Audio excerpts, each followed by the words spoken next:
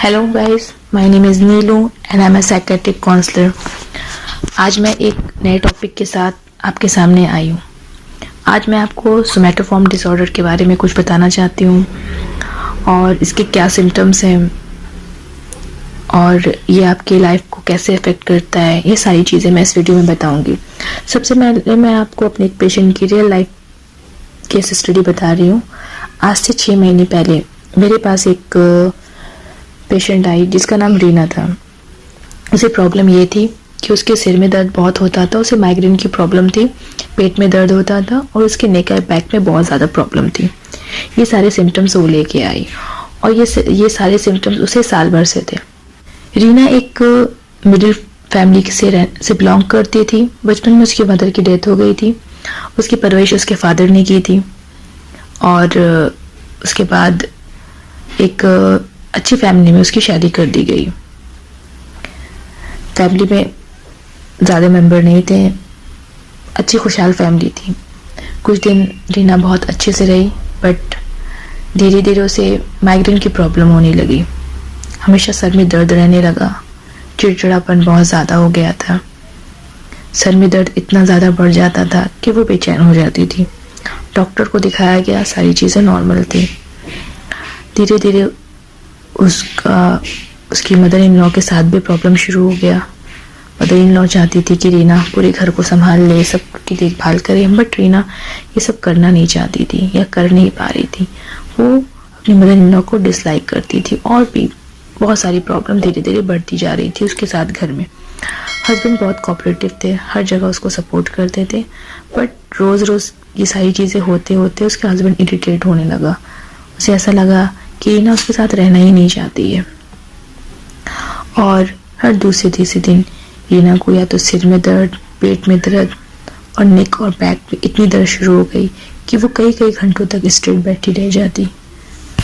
कुछ दिन के बाद उसे डायरिया की शिकायत हो गई, गले में खराश रहने लगी, मीन्स कफ की शिकायत हो गई और घर में अगर किसी से आर्ग्यूमेंट हो जाए या कोई भी बहस हो जाए तो उसके दिल की धड़कन काफ़ी तेज़ हो जाती थी।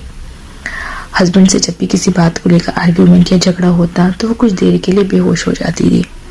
ये सारी चीज़ें डेली कुछ ना कुछ 1-2 दिन के बाद चल रही थी। हस्बैंड को ऐसा लगा कि अब वो रीना के साथ नहीं रह पाएगा और वो उसे डिवोर्स देने के बारे में सोचने लगा।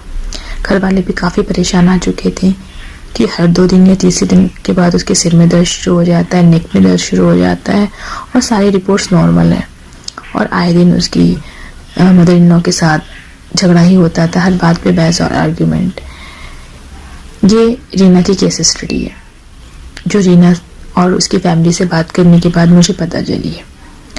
अब ये सारी चीज़ें आप हर फैमिली में आपने देखा ही होगा कि शादी के बाद एक लड़की के साथ ये सारी चीज़ें होती ही हैं, ये एक नॉर्मल चीज़ है।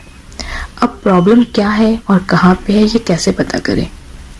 अगर सिर्फ रीना को उसके मदर इन लॉ से प्रॉब्लम होता तो एक नॉर्मल चीज़ थी, बट हर दूसरे तीसरे दिन उसके सर में दर्द, पेट में दर्द, डायरिया, ये सारी चीज़ें उसे एक बीमारी की तरफ लेके जा रही थी, एक मेंटल इलनेस।